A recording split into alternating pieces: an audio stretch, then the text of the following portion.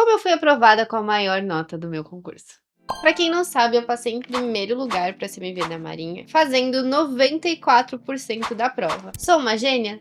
Não. Mas tem algumas coisas que eu vejo que eu fiz certo e que também vários alunos que passaram pela mentoria comigo também fizeram. Então eu quero compartilhar com vocês o que eu vejo que me fez ser aprovado em primeiro lugar e o que eu vejo que faz os nossos alunos passarem também. Então eu quero compartilhar com vocês o nosso padrão dos aprovados. Eu lembro que quando eu tava estudando, eu tava na casa do meu namorado, que hoje é marido, e ele já tinha passado no concurso da Marinha. E o primeiro colocado do concurso dele veio falar comigo e falou assim: Maria, eu fiz o concurso do CPCM 2 vezes. A primeira vez eu não passei, fiz terapia, enfim, né? Tentei procurar os motivos e entender por que eu não tinha passado e o que eu podia melhorar. E uma coisa que me marcou muito foi que eu precisava estudar para gabaritar, para ser o primeiro colocado. Eu não precisava saber quantas vagas tinham, porque eu ia estudar para gabaritar e para passar em primeiro. E quando ele me falou isso, para mim foi como se fosse uma virada de chave, literalmente. Por quê? Porque eu passei a encarar os meus estudos dessa forma também. Pra mim não importava mais quantas vagas teriam e todo o simulado, toda a prova que eu fazia, não era pra fazer a nota de ponto de corte, era pra literalmente gabaritar. Então todos os simulados, todas as provas anteriores, eu buscava a perfeição. Por quê? Porque a minha régua tava lá em cima. E aí a gente começa o quê? A torcer que a prova venha difícil, porque eu vou estar preparada pro difícil. Então uma coisa que eu tento passar muito pra quem me pergunta, não estudem pela nota de ponto de corte. Claro que a gente tem a curiosidade, né, de saber. Ano passado, com 70% da prova,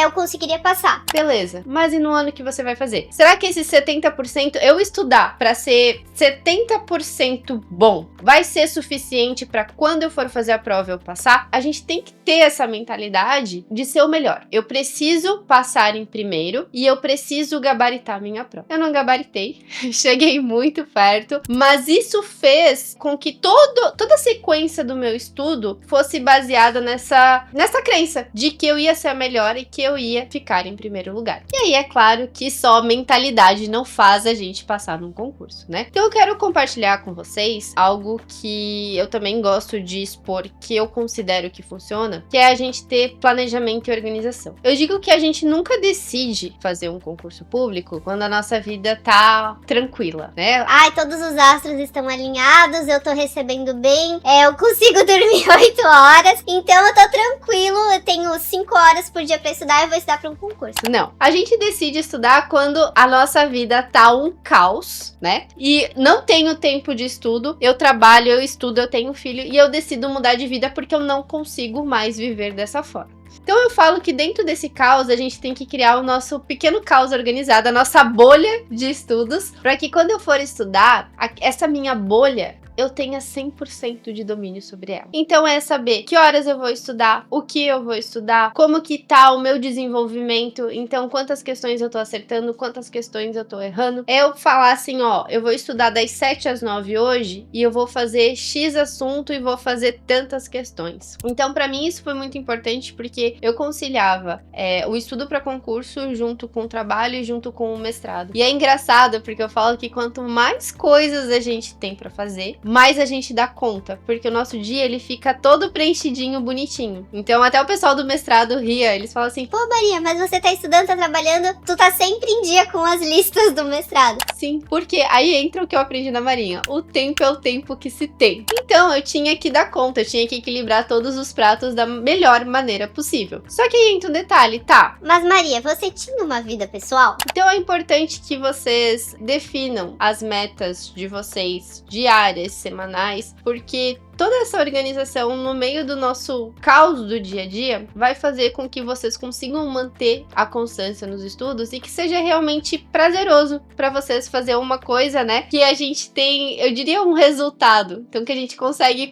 planejar, cumprir e dar um check no final do dia. Outra coisa que eu vejo como importante é a questão do estudo ativo. Então muitas vezes eu vejo o concurseiro estudando centenas de horas de videoaula, mas sem fazer uma anotação ou sem se questionar, gente que não faz questão. Então é bem importante que vocês pratiquem o estudo ativo. Então, no estudo para o concurso, eu aprendi algumas técnicas que eu queria muito ter aprendido durante a faculdade, porque eu acho que teria me ajudado muito. Cara, eu utilizei muito flashcards, eu utilizei muito mapa mental. Eram ferramentas que eu não conhecia na faculdade. Eu fui entender e aprender depois, né, quando eu comecei a estudar para concurso, e que fez total diferença, porque é um estudo ativo. Então, eu fazia ali meus próprios flashcards, eu fazia meus mapas mentais, principalmente com os assuntos que eu tinha muita dúvida. E eu deixava tudo organizado nos papéis de onde eu tô mais errando, quais são meus pontos fracos, porque ali era onde eu ia atacar. É muito fácil pra gente estudar o que a gente gosta, né? Porque vamos ter aí facilidades, a gente vai acertar mais questão, nosso ego vai ficar alto, só que a gente precisa analisar os nossos pontos fracos também, e aí sermos inteligentes, né? Quais são as técnicas de estudos que existem hoje, porque hoje tem várias que eu consigo utilizar para potencializar o meu estudo.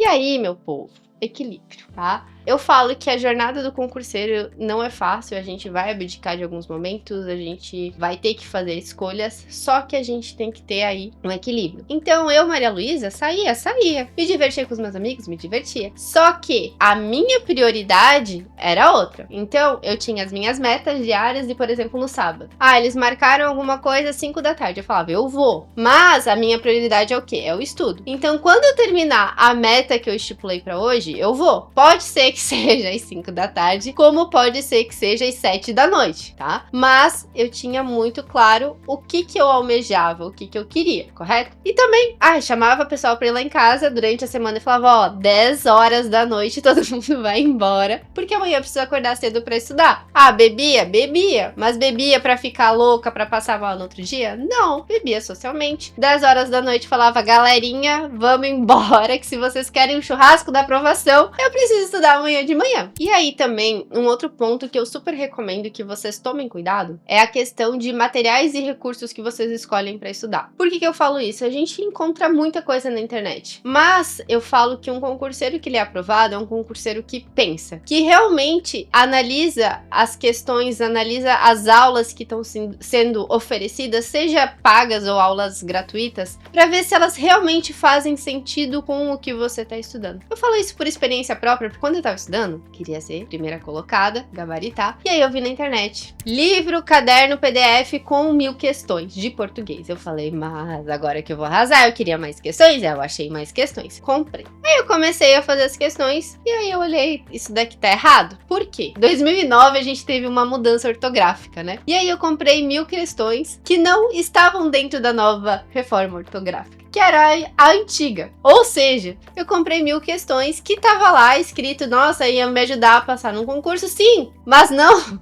num concurso pós 2009, num concurso antes, tá? Então, muito cuidado ali com o material que vocês utilizem. Pensem, reflitam, conheçam, peguem histórico de pessoas que vocês conhecem, porque é bem importante, eles que normalmente guiam a gente até a aprovação. É isso que eu tinha para trazer de vocês, que eu considero um padrão, né, de aprovados, é a gente ter a nossa mentalidade de gabaritar, de estudar para ser primeiro lugar, não estudar só pela nota de ponto de corte, é a gente ter ali um planejamento e organização do nosso dia a dia para que a gente tenha a disciplina e a constância de estudar, é termos o equilíbrio, porque senão a gente fica também meio maluco. Então a gente precisa sim abdicar de algumas coisas, mas temos que enxergar também o que é prioridade na nossa vida e não simplesmente vou só estudar e esquecer todo o resto. E por último, vejam os materiais que vocês adquirem, os recursos que vocês estão utilizando para serem aprovados, tá? Espero que vocês tenham gostado, que eu possa ter ajudado vocês. Já deixa aí o like no nosso vídeo e não se esquece também de se inscrever no nosso canal para não perder o próximo vídeo.